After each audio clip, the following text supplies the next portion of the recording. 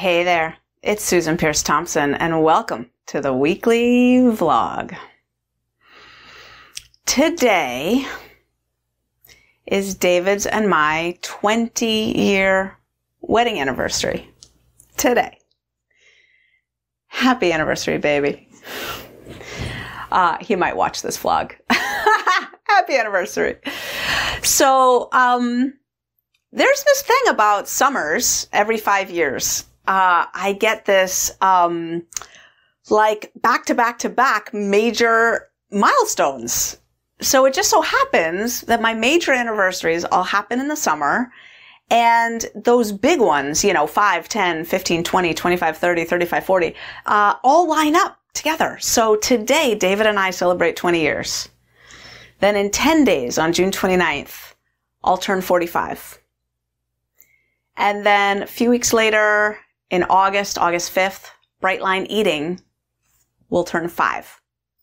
I count the birthday of Bright Line Eating as the day that the first set of people, I think it was 76 people on day one, joined the Bright Line Eating email list, that I launched the email list. Because Bright Line Eating is a community, and it's way bigger than any particular Facebook group or whatever. Really, the community is the email list. So if you receive emails saying, hey, the vlog is today, here, click on the link, you're in that community. That email list launched on August 5th, 2014. And then 4 days later, I will celebrate 25 years of sobriety, clean and sober. That's really when my journey with recovery from addiction started.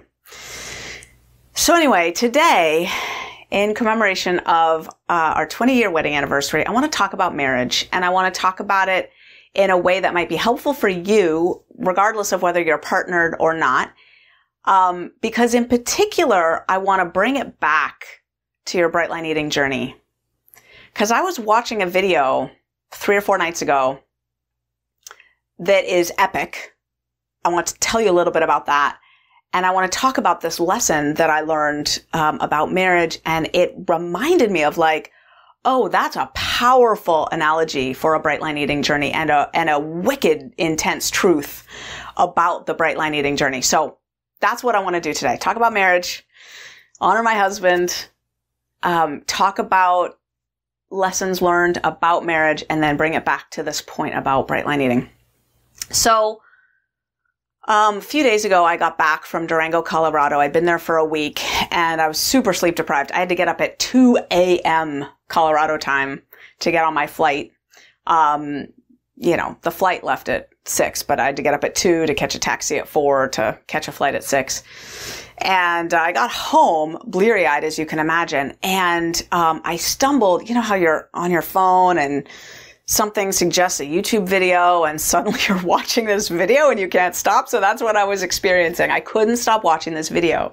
And it was a video of John Gottman, who is far and away my most trusted, most favorite relationship expert, science relationship expert. John Gottman, for over 30 years now, has been following tens of thousands of couples longitudinally. He's able to predict divorce with shocking accuracy. And I just have so much respect for expertise gained over time in a scientific domain by running experiments, finding out the results, getting curious, having hypotheses, testing them, finding out what's true, and doing it all over again. There is no substitute for someone who's been, elbows up in that work for decades upon decades upon decades. He's published hundreds and hundreds and hundreds of scientific articles, dozens and dozens and dozens of books, including many books that you can find at Barnes & Noble or Amazon or whatever. Dozens of books. So I'm a John Gottman groupie to the max, and I've never heard him present his findings in such a powerful, concise way. This talk was 47 minutes. I couldn't stop watching it. It was like midnight. It was ridiculous. I couldn't stop watching it. And I knew 70% of it already because I follow John Gottman, but the stuff I didn't know was eye-opening. And he said this statistic. By the way, I've included the link to the YouTube video because it just, Watch it. It's amazing. Again, whether you're partnered or not, it's so helpful. And he says this thing in there. He says, here's what we've learned about conflict in marriage. 69% of conflicts are unsolvable. They're perpetual. Couples are talking about them today, and we follow up with them 5 years, 10 years, 20 years later. They're still talking about the same problems in the same language.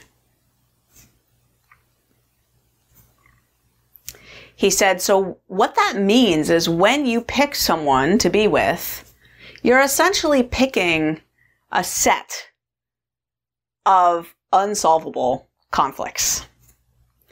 And really, in large part, the success of a relationship long term is whether you can cope with, whether you can stand those particular issues, like whether they're deal breakers for you or not. And he said the trick is to move those conflicts from gridlock to dialogue. Because, you know, at the point of like an unsolvable problem, it's sort of like, well, how are we going to cope with this? Can we find ways to make it at least a little more comfortable on this end or around the margins? You know, he said at their core, these conflicts tend to be rooted in the irreconcilable difference between this partner's deeply held core dream for their life and this partner's deeply held core dream for their life. Like, I want to live in the city. Like David and I have, we don't argue about this much. We've sort of split the baby and kind of, you know, we live in the suburbs. But at my core, I want to move back to San Francisco and live in the city where I was raised. And David was raised with land around him, and he wants to live in, you know, he wants to sleep in the woods, basically, like in a house, but, you know, with woods around. Those are not reconcilable, right? Like, and because they're so deeply held based on our experience growing up, you know, we live in the suburbs and both make do, but, you know, that's an example, right? That's an example. I was thinking about this as it relates to a Bright Line Eating journey. A lot of us, me included from way back when, have a core dream to figure out a way, find a path for eating what I want to eat, taking comfort in food, celebrating with food, socializing with food, and being healthy and trim in a right-sized body, feeling good about my body. Like having those things together, enjoying my food and controlling my food together, that's a core dream for me. And I went very far down the path of trying to make that dream come true. And I got to the point where as I walked on that path, I got more and more overweight to the point where I was obese. And the irreconcilable conflict came up for me.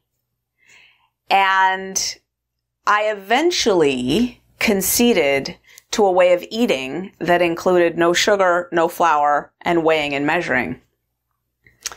I had been introduced to no sugar, no flour, 3 meals a day, weighing and measuring your food years prior in a 12-step food program by someone who was thin. And I was like, yeah, no, thank you. That sounds crazy to me. I'm not weighing my food with a digital food scale. Had I said, okay, I'll try that, at that point, I would have saved myself from becoming obese in my mid to late 20s and from 5 years of some of the most vicious eating. Just 5 years of pain, but I wasn't willing. The conflict, the gridlock between, being that sort of structured about my food life and this dream that I had of wanting to, eat how I wanted to eat and look how I wanted to look in the same breath, that gridlock persisted. Later on, after I became obese and had 5 more years of pain under my belt, I shifted. Suddenly I was on this side of the equation. I was like, okay, I'm willing. I will weigh and measure my food, eat 3 meals a day, eat no sugar, no flour. My weight melted off. And suddenly I was in the position of having to do something with that other dream that like, so in this scenario, I'm the husband and the wife. I'm the wife and the wife, the husband and the husband. I'm the two parts of the partnership, right? Like, I hold the bright line eating part and I hold the, whatever you want to call it, intuitive eating, free spirit. I want to take my comfort in food. Oh, and by the way, be healthy and happy and in a right-sized body, right? So I'm holding these two, right? And that's, I think, the inner conflict for a lot of people who do bright line eating is, they don't line up, right? There is no way to do both, right? Like, you have to surrender one of those. Now, unlike a lot of people in our community, I have no judgment for the person who surrenders the bright line eating one and just sticks with the, I want to eat what I want when I want it. Like, I actually think that's a pretty legit choice, to be honest. It's not necessarily the healthiest choice, and it will probably shave a decade or more off someone's lifespan, research shows, right? 63% of people are dying prematurely from diet-related diseases. And, you know, the things correlated with obesity, diabetes, heart disease, cancer, osteoporosis, dementia, et cetera, you know, those are life shorteners for sure. Does that mean it's the wrong choice for somebody to, you know, eat their pizza and wings and ice cream and drink their beer and, you know, like live their life how they prefer? I don't know that it's the wrong choice for everybody. Like, that's somebody who's decided, I'm living over here, right? Like, the marriage to the bright line eating way of life is not a viable choice for me. Like, I'm not willing to live with that, you know, particular conflict, right?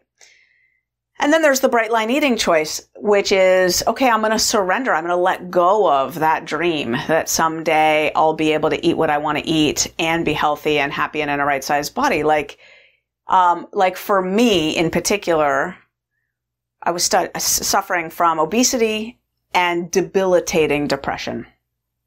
Those were the linchpins for me. Obesity and debilitating depression. I wanted those gone by the time I was 28 years old, more than I wanted anything else in the world. And I was willing finally to surrender to weighing and measuring my food, no sugar, no flour, 3 meals a day, and just accepting that, right? So I married the bright line eating way of life and decided that surrendering, you know, that dream of being able to eat what I wanted whenever I wanted it, that I could cope with that. Is that fundamental conflict still there in the sense that, you know, if I could, you know, if I had a magic wand, would I choose to, you know, be one of these people that's a 1 on the scale and constitutionally right-sized? And I don't know, maybe I would. I don't know. It's hard to say at this point because my bright line eating path has been my personal primary vehicle for my growth, you know, and I value so much the path of growth that I'm on in this program. It's hard to say that I would give it up at this point. But anyway, where I see people getting into trouble is not recognizing that that conflict fundamentally is one to be reckoned with. And it's not really solvable. You can't have it both ways. Most of us want, for a long time, this way, right? The way of eating what you want when you want and being healthy and happy, right? And in a right-sized body. For those of us who go down the path and realize we can't have it, there is an insolvable conflict there. And the only way to get over it at that point is to become the surrendering spouse and say, okay, honey, I'll live in the countryside, you know? Basically to say, okay, you know? So the solution, John Gottman says, is to go from gridlock to dialogue. Dialogue, like coping. Like, how can we make this more reconcilable? How can we make this easier? And I know that from a parts work perspective, like a bright line freedom perspective, it has to do with, you know, work with the inner rebel.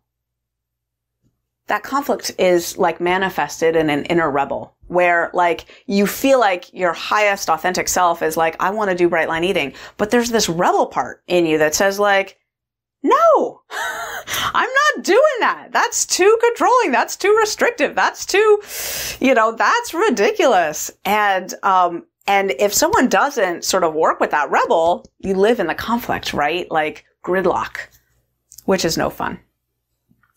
So anyway, I found that framework really helpful. There, of course, was so much more mentioned in that video by John Gottman. And he's not selling anything in that video. It's just like a beautiful, like a professorial lecture. If you want to hear the most amazing concepts and key takeaways, like precious nuggets from unquestionably the world's leading expert on relationships, that video is 47 minutes and it's so well worth your time. I'll probably watch it 3 or 4 more times this year. It's amazing. He describes the masters and disasters of relationships, which, he sees in his lab.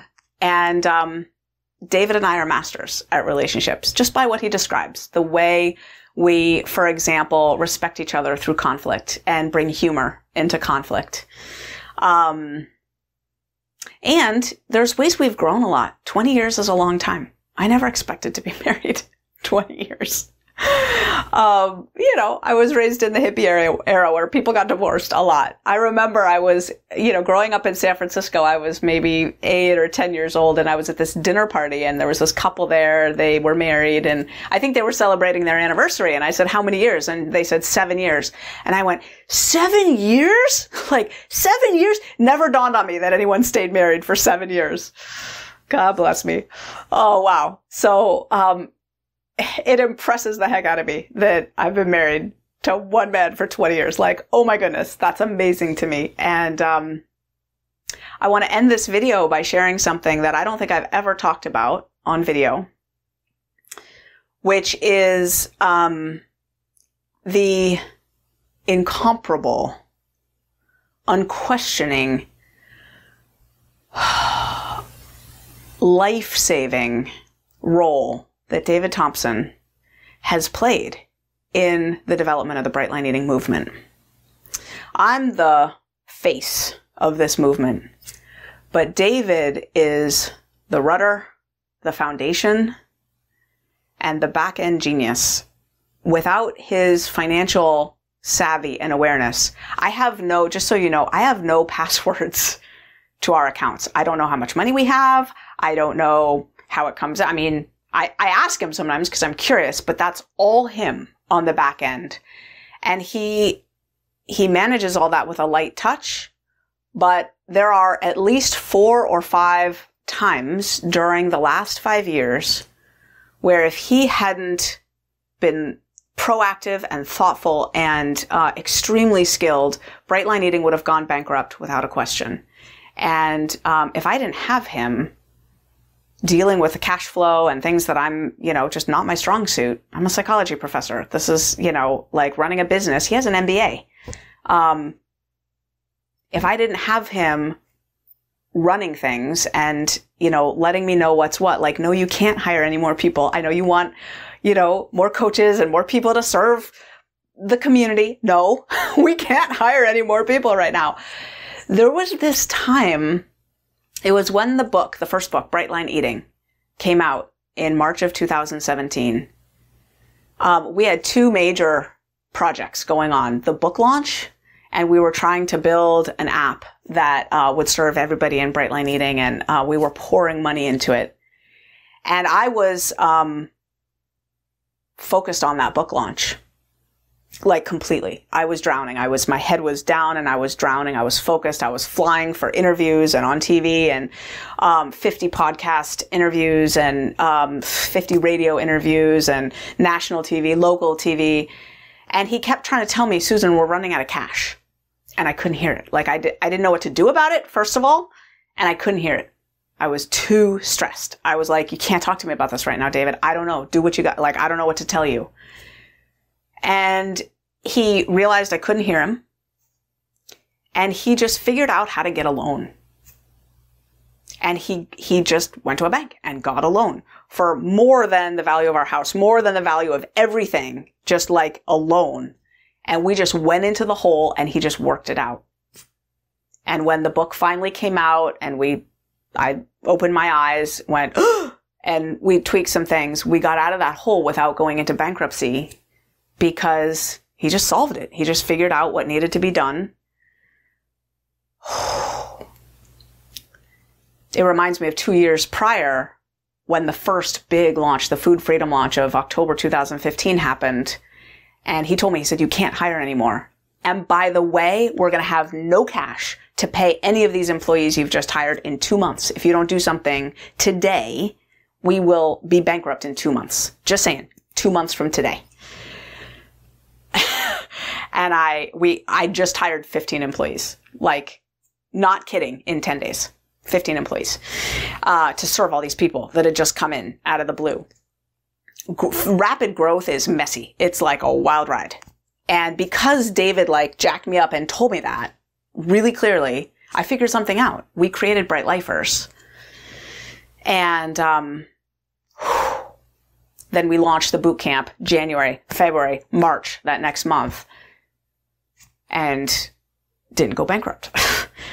Anyway, the only reason that Bright Line Eating still exists is because David Thompson is not just my life partner, but the chief financial officer of Bright Line Eating and the only one around here who knows a thing about dollars and cents. The only one. David, I love you. We are all indebted to you. Happy 20th anniversary. Love of my life. Here's to 20 more, 40 more, 60 more. And that's the weekly vlog. I'll see you next week.